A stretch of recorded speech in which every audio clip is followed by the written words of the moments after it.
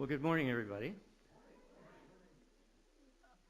As I approached this morning, I wasn't sure if I wanted to start preaching a sermon from Proverbs on practical living or not, but I decided I really wanted to teach a class on Proverbs on practical living. So at the last minute, I thought, what was left when we talked about just the grandeur of the way that God had planned from before the foundations of creation itself, that he would save us through Jesus Christ. When we talked about the grandeur of God's vision and his plan of salvation for us, what's left? Well, that's the beautiful kind of a message that we get to preach that just lays out the beauty of the Lord. And then there's the practical side of it from the standpoint of my own little red lizard and yours. Now, you knew I had to get in the obligatory reference to C.S. Lewis. Well, in this case, it's actually a book that C.S. Lewis wrote called The Great Divorce. In this, he's talking about overcoming those deceitful desires that continue in our lives. It's not like you and I become Christians, children of God, and then suddenly the tempter goes away. Wouldn't you wish it was that way? Wouldn't you just love it if, oh, wow, I became a Christian, you cleansed me, and now it's really, really easy. I just opened my life to your Spirit's leading, and that's true, but the little red lizard's still there. Now, what C.S. Lewis is doing is, in this book, in the whole book, is something that he does not intend to be a theological statement, by the way. So if you're going to quarrel over the fact that it sounds a lot like maybe earning your way to heaven after you've died and all that kind of stuff, Lewis is just trying to make a point about something that he always taught, which is Karen loved my girls loved, first of all, the movie The Princess Bride. Everybody did, I suppose. I did too, I'll confess. And then, basically, you may remember the character repeating over again, as you wish. As you wish. A book that Karen got signed, I think was the title of that even. But as you wish. Well, basically, Lewis says that's what you get in the end. What you really choose, what you really want, it's as you wish. God says you get your choice. You can become my child, live as my child. You can live in faith. You can put your faith in Jesus Christ, the Son of God, resurrected from the dead, and seek heaven above forever and ever with me. Or you can make another choice with your life. It's your choice. You get what you have chosen. And in a lot of ways, I think that's the point that he's making here. But he makes it really strong in the book. And we're not going to go through all the stories. I'll just give you a hint. For example, a woman who has lost a child, and she lives the rest of her life taking it out on her husband and everybody around her, and pity, and poor me, and pity, so much so that she destroys people around her. She's one of the ones who in this journey on the bus, and it's a bus ride. And when we first joined this book, our narrator is at the bus station. He's died. And he's been in the other place, where all is dark and gloomy and people are translucent. They aren't quite real. They are substantive. They have almost a lack of substance. And they're kind of translucent a little bit, ghost-like. I tried to avoid that word, but he uses it in the book. And he's one of them. He's waiting in a gloomy, rainy, all those kind of days you think of, place for the bus that's going to take them to the foothills of heaven. And if in Lewis's story they will turn and really want to be there and accept forgiveness and the grace of God, then they could actually become beings that are more like substantial than we can imagine, and angels. And she turns and goes back to the gray, dark, gloomy place where God isn't, so she can feel sorry for herself. It's a point that Lewis is making, and you'll get the point, hopefully, in this story. I want to read the background scripture that really gets me to this, and then I will read one other text that I don't have a slide on. This is from Ephesians, the 4th chapter. And my allusion early on is, it's one of those sermons you don't necessarily want to preach, but you need to preach. And it's one of those things that Paul doesn't necessarily want to say to them, but he insists on some things. Listen to his words. So I tell you this, and insist on it in the Lord, that you must no longer live as the Gentiles do in the futility of their thinking. They are darkened in their understanding, separated from the life of God because of the ignorance that is in them due to the hardening of their hearts.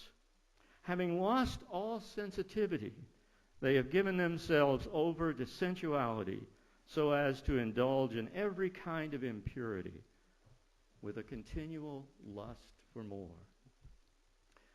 Now, before we go to the next paragraph, I want you to ask yourself, now is he talking about the world? No, he's talking about us. He's talking about people who are in Christ. And so he says, you, however, you Christians did not come to know Christ that way. You heard of him and were taught in him in accordance with the truth that is in Jesus.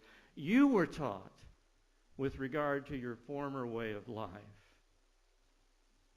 To put off your old self, which is being corrupted by its deceitful desires. To be made new in the attitude of your minds. And to put on the new self, created to be like God in true righteousness and holiness.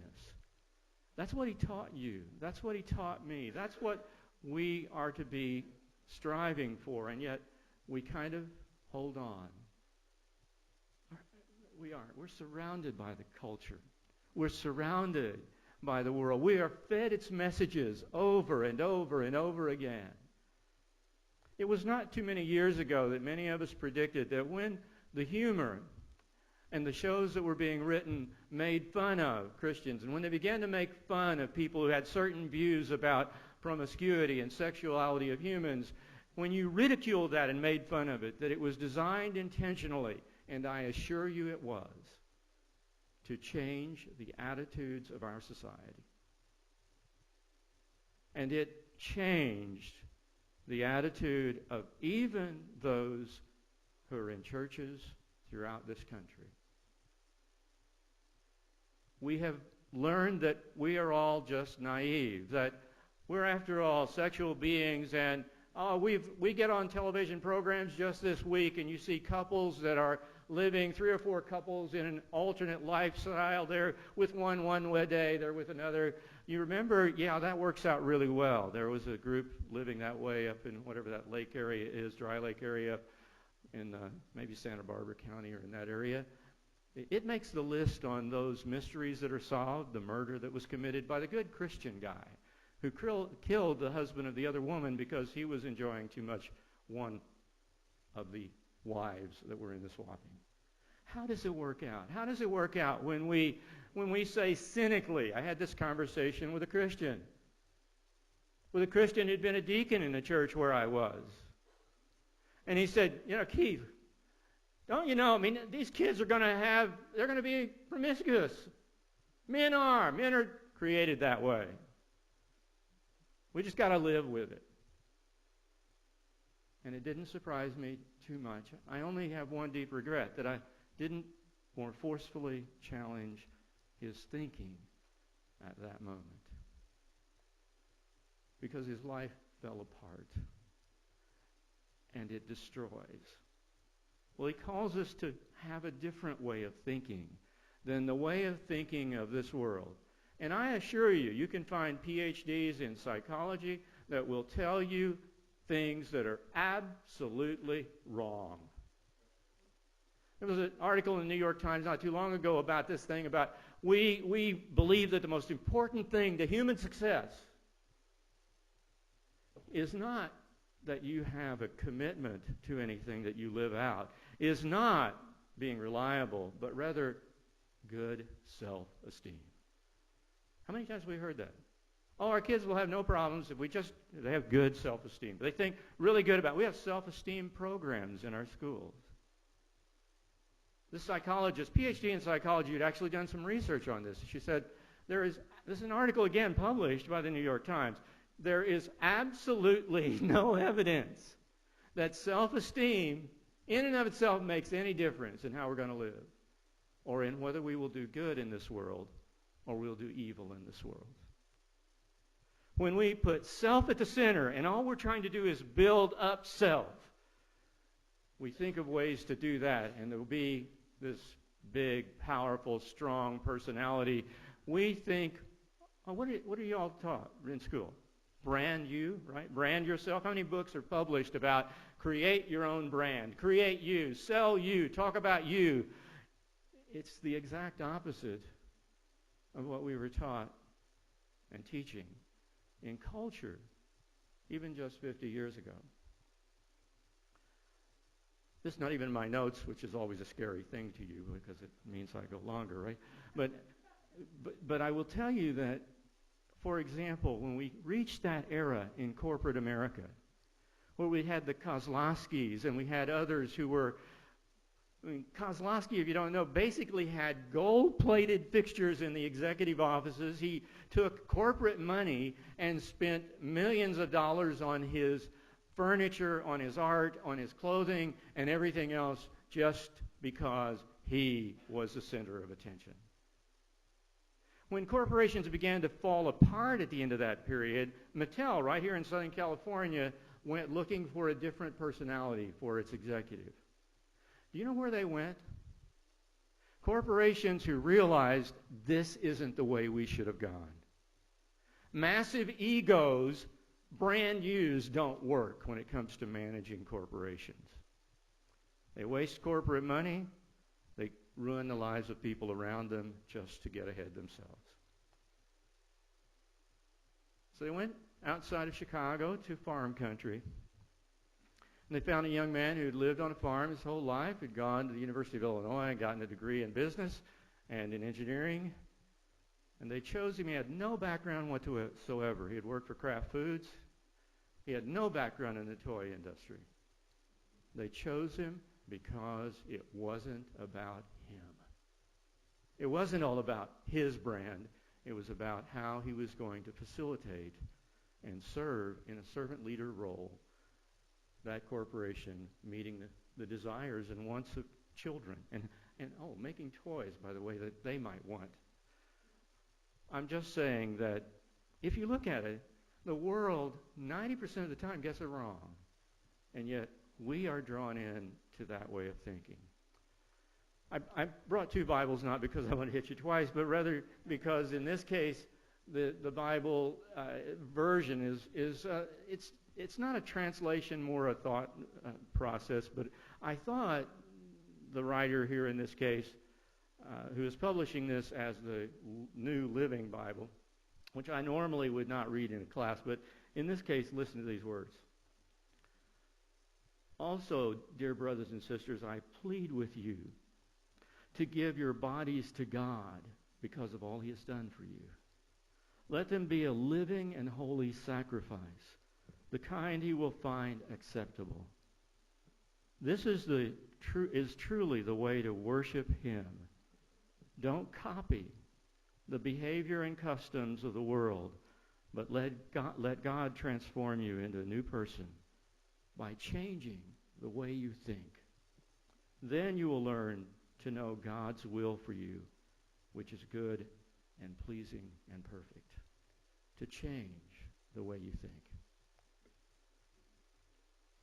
Well, the story that I will virtually read to you this morning is the story of the little red lizard.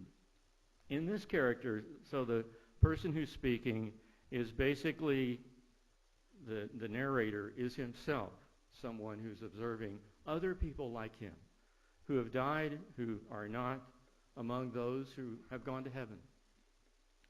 I saw coming towards us a ghost, a visitor from hell, who carried something on his shoulder.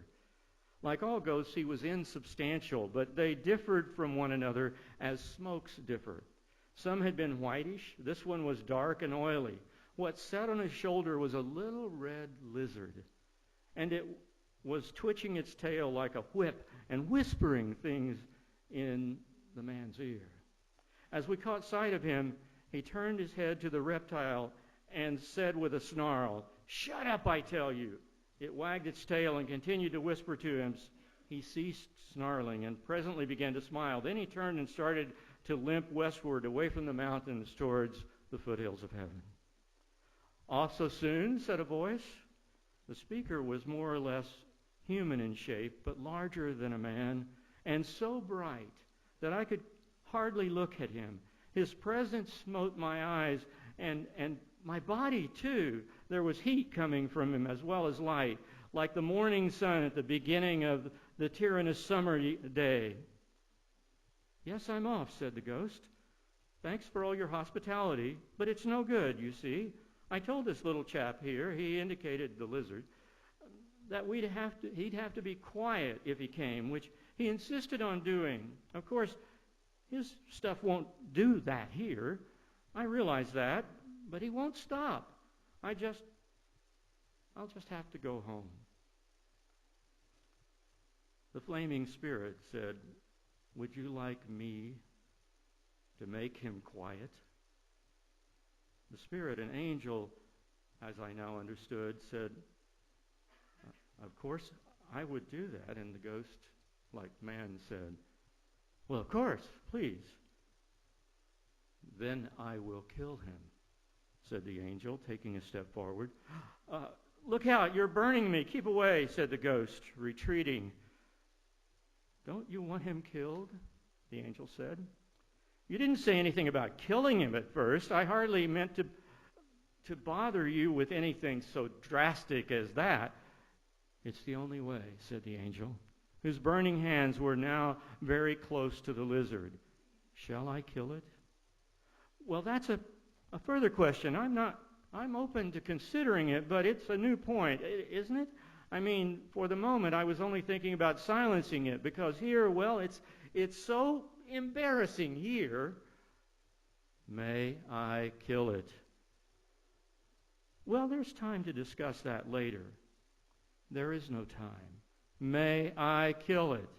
"Please, I never meant to be such a nuisance. Please, really, don't bother. Look, it's gone to sleep of its own accord. I'm sure it'll be all right now. Thanks ever so much." "May I kill it?" "Honestly, I don't think there's the slightest necessity for that. I'm sure that I'll be able to keep it in order now. I think the gradual process would be far better than killing it."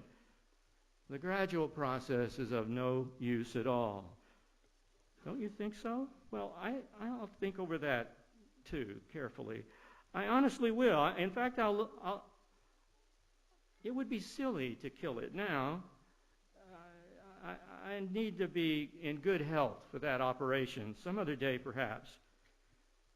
"There is no other day.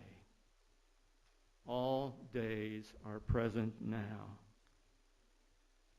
"Get back. You're burning me. How can I tell you to kill it? You'd kill me if you did." "It is not so." "Why, you're hurting me now. I never said it wouldn't hurt. I said it will not kill you." "Oh, I know. I think I'm a coward. But it isn't that. Really, it isn't, I say. Let me run back by tonight's bus and get an opinion from my own doctor. I'll come again the very first moment I can. Searching for a psychologist, I suppose." The angel, "This moment contains all moments." "Why are you torturing me? You're jeering at me. How can I let you tear me to pieces? If you wanted to help me, why didn't you kill the thing without asking me? Before I knew, it would be over by now if you had." "I cannot kill it against your will. It is impossible. Have I your permission?" The angel's hands were almost closed on the lizard, but not quite. Then the lizard began chattering to the ghost so loud that even I could hear what it was saying. "Be careful," it said. "He can do what he says. He can kill me. One fatal word from you and he will. Then you'll be without me forever and ever. It's not natural, you know. How could you live? You'd only be a sort of ghost yourself, not a real man as you are now." He doesn't understand. It may be natural for him, but it isn't for us. Yes, I know there are no real pleasures now here, only dreams, but aren't they better than nothing? And I'll be good. I admit that sometimes I've gone too far in the past, but I promise I won't do it again. I'll give you really nice dreams, all sweet and fresh and almost innocent. Have I your permission, said the angel. I know it will kill me. It won't, but supposing it did. You're right, it would be better dead than to live with this creature. Then may I. Blast you, go on. Can't you? Get it over. Do what you like, bellowed the ghost, whimpering, God help me, God help me. Next moment, the ghost gave a scream of agony, such as I've never heard on earth. The burning one closed its crimson grip on the reptile, twisted it while it bit and writhed, and then flung it, broken-backed, on the turf. For a moment, I could make out nothing distinctively. I won't read the rest of it to say, maybe you'll read the book, but to say this. Well, let me hold that. What happened when he killed the lizard? And what happened? Let's hold that thought till the end of our discussion about what the little red lizard is that's on our shoulder, that's in our lives, and how it whispers to us, how it cajoles us and encourages us and nudges us to do things that are maybe just a little innocent. It won't hurt too much. It won't take me too far away from Christ. Something a little different. I want to suggest to you the dangers of the little red lizard. The arguments that we hear in our age and in our country that really we are being asked to conform to old age thinking, not something new at all. If you go back to the time of Jesus, when you go back to the Apostle Paul and you go with him to the city of Ephesus, remember, I know you've had it in Bible classes, the city of Ephesus was known for the temple of Diana. It was known for priestesses who had given their lives, and even women who took a year off from marriage to be prostitutes in the temple. It was known as a port city, even though it's not on the ocean, but there was a river in those days that later silted up, and Ephesus actually died as a city because of that. But if you go back through the river and to the port that's there, and you get off and you've been out on the sea, you're not there to partake of the arts. There are women and bathhouses and everything else, and it is a place that preaches even an openness in marriage that literally, from historical records, we know that some women took a year off from their marriage to be prostitutes in the temple. It was their service to the gods. New Age thinking always seems to think that we're not wired for one woman or one man, whichever your gender happens to be. And yet, strangely enough, Daniel and I were talking the other day, when you get to the higher level mammals, that's where you get to monogamy. It's not in lower life at all. It's not in lesser thinking, but it is when you begin to understand the beauty of what God has created for us and how it really is something glorious within the realm of marriage and dedication of a man and woman together. In fact, I know this has to be concerning to those people who do the surveys likely, or who hear those surveys who are of the other opinion, but every survey that's been conducted suggests that in the end, even though we may not feel it at the moment, in the end, when we answer the questions, the best sex lives in America are within marriage, not outside of it. The most wonderfully conjoining of a man and a woman are within marriage. There is something deeper that I wish I could describe to you, but I would guess if you talk to others in this group who've been married for 40 or more years, that they would tell you it's not something I really can put to words. Old age thinking has returned because you have people like Hugh Hefner who just wants to prove that the way I want to live is the right way to live. And I don't want to be faithful to this woman. I don't want to even be there. He moved into the mansion even away, didn't live with his own children. Daddy was never home because he didn't care. All he wanted was his own sexual moments of pleasure. And he created a whole magazine to justify that lifestyle. I want to suggest to you that the danger of the red lizard on our shoulder, that slimy little creature, and I changed pictures because I like this slimier looking little lizard. It's red. There weren't a lot of red lizards, by the way. But basically, this one has this kind of slime about it, and it just slithers into our lives, doesn't it? It's subtle ways in which deceitful desires. It sometimes happens when you're on one of those business trips away from home, and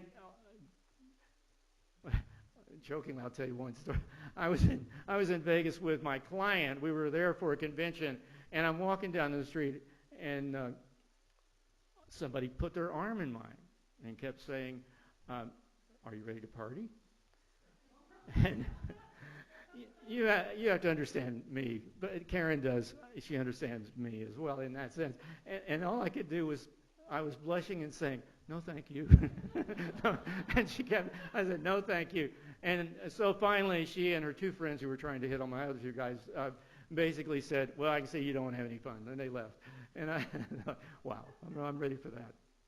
But basically, there are all kinds of temptations that can occur at times in your weakest moments. I think Satan knows that. Deceitful desires, though. Adultery is a destroyer. Promiscuity is a destroyer. Going back to the time when I was, this is ancient times, right? I was a 20-year-old in Japan. And we went temporary duty, and one of my friends, thinking that it was just something that was helping this person because she was getting money and he was enjoying himself, found a strange thing happen. And that was he began to care about her. And he began to have feelings for her. It wasn't just sex anymore. How do you take home to your mom? How do you go? There were impossibilities involved. And it became a difficult situation in which only pain ended up resulting. Deceitful desires in a lot of other ways. I have articles that I go over and over again. I don't know if you know or not, but one headline was either the Washington Post, I believe it was the Washington Post, but it could have been the Times, said, the CDC says it is not a moral issue. It is a national health crisis. What are we talking about? Pornography. Why? Deceitful desires that continually lust for more.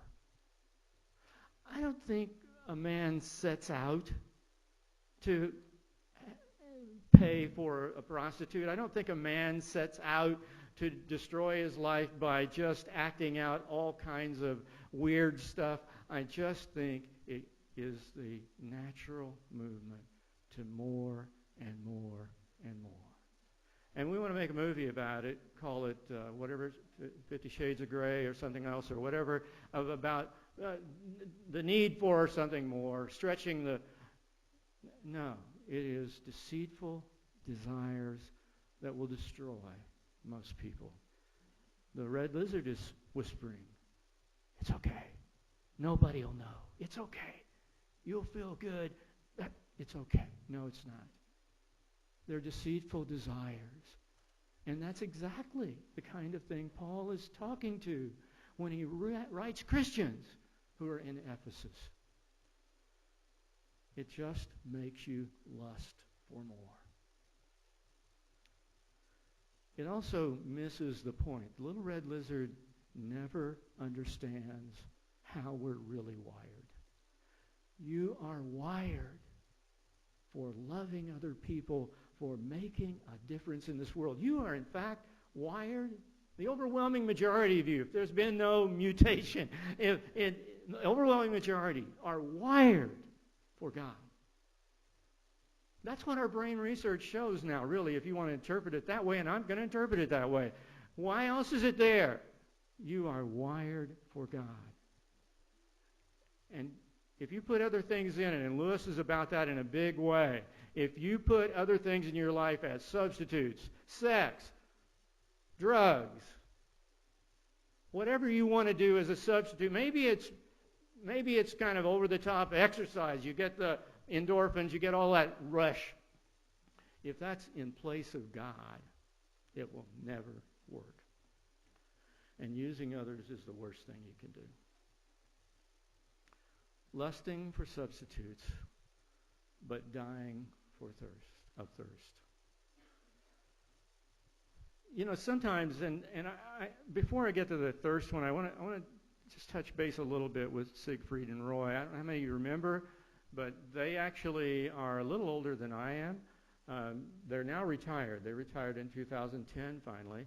But you may remember on one evening in a show in Vegas that as Roy went out toward the stage, toward the white tiger, Metamoria, I think, or something like that, but basically the tiger suddenly lunged at him, grabbed his throat in its jaws, and drug him off the stage. And it took them a long time to get him separated. The handlers were all there on an instant, but they finally rushed him to the only Tier 1, really, emergency hospital close to them, and he did eventually survive. In the ambulance going, he said, "Don't do anything to the cat." Again, Metamora, whatever the name was, is innocent. It's actually a very good cat. Don't harm it. And for all he knew at that moment, he had lost so much blood that he was actually dying. Siegfried was asked later, what happened? And he said, Roy stumbled. Roy stumbled. What's that mean to me in this moment, in this sermon? Roy stumbled. He startled the cat, and the cat attacked in fear and in retaliation. But I think what happens with us is there are things that happen to us in moments because we have just stumbled. We're not habitual sinners at all. We make a horrible choice on an evening to go to a place we shouldn't be, and it escalates farther and farther down the line until finally we are pulled into something that we never intended, and our very life, the way we live, who we are, our commitment to the Lord is at stake. And we've been sucked in because we stumbled. We just took too many liberties with what the world is encouraging us to do. If you don't think people can be confused, I want to remind you of a mass delusion that took place, and that's really what it was, a mass hallucination. In this situation, basically what had happened was that it was July 30th, 1945.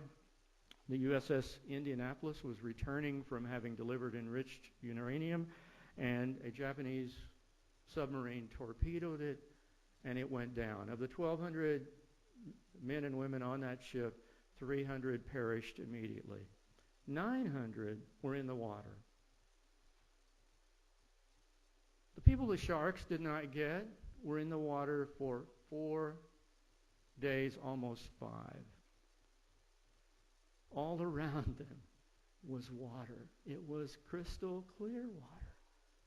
It looked so refreshing, and I am dying of thirst. I have to have water. One of the people who survived was the ship's doctor, and he said, I hit people. I did everything to try to keep them from doing the one thing they could not do, which was drink the water.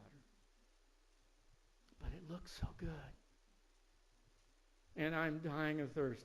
And they tried it. And within 24 hours, they're having hallucinations. And he said, if one man started a hallucination, they were all seeing it. He said they were, every one of them, seeing this illusion, what wasn't real at all. Out of the 900, only 312, I think it was, 315, survived. And he said the worst problem we had was they drank the water and they simply saw things that really weren't real. I think that's what happens in our lives. We're strugglers, all of us. That's why we're here. We struggle, and we're struggling sometimes to walk the way we know the Lord. Even the way we know is the right way. There are things that at times we just wake up on one of those days and everything is gloomy. Maybe you're prone to those flash depression moments. Maybe it's something else that in that struggle you think, well, maybe if I choose, it's that illusion of something that is not real. There are a couple of people that I would love to reclaim for Christ that are in our community. And I just want to say, well, you chose a lot of these things. How did that work out? How did that work out?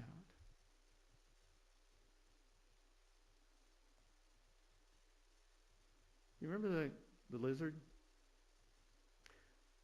When the angel had killed it and flung it to the ground, it actually didn't wholly die.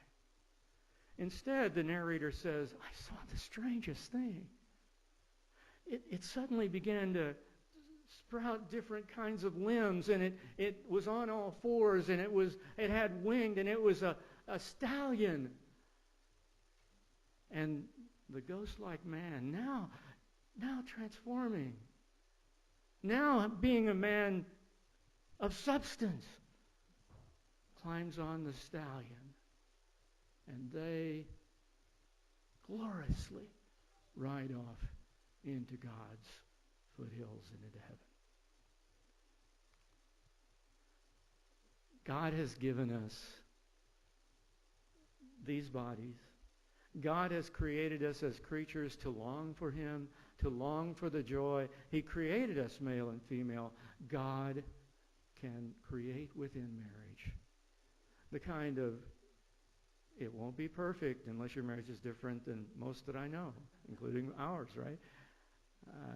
Karen could tell you there were some times early on especially, I was scared.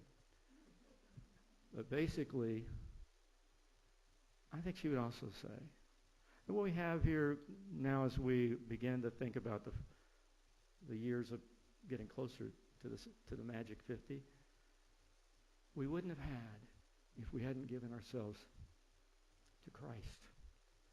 And if we hadn't given ourselves to each other and each other alone. And while I don't in an instant, don't ever think that an instant of unfaithfulness would mean that you have to go to hell. I believe that I want to say again to people who tried it the other way, it's time to turn your life around and give it to the Lord. Lay it before Him, for He is always merciful and will save you from what you know destroyed didn't help. But I want to tell you that I am not confident at all that if I'd ever chosen that unfaithfulness route, that it wouldn't have destroyed everything I love today. God calls us to give our lives to the Lord Jesus Christ and to give our bodies to love Him and to love other people in ways that help, not destroy. Live to the praise of His glorious grace. and you will know what it's like. In The Weight of Glory, Lewis wrote one of my favorite lines. It would seem that our Lord finds our desires not too strong, but too weak.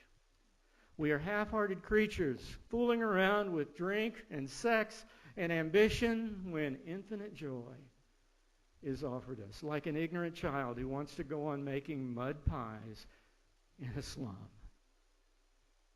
because he cannot imagine what is meant by the offer of a holiday at sea.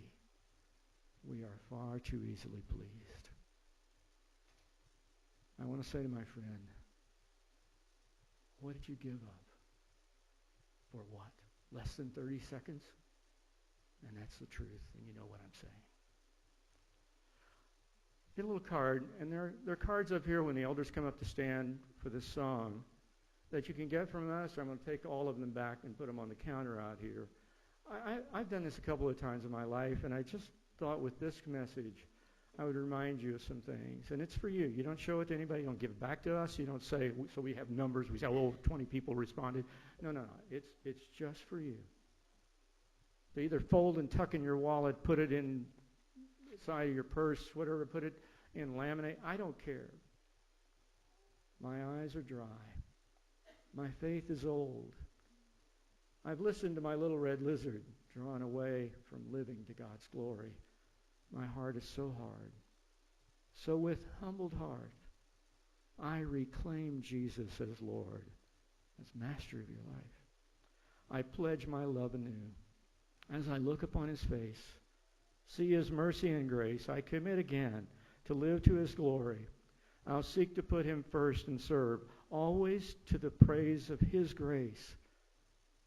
Holy Spirit, fill me with holy desires. Make me fresh and ever new. Make my life a holy sacrifice to God. I choose Jesus as the focus of my life. This is my determination by God's grace. If this is your quest, then sign the card for yourself. Will you think about that as we stand and sing this song now? You're encouraged.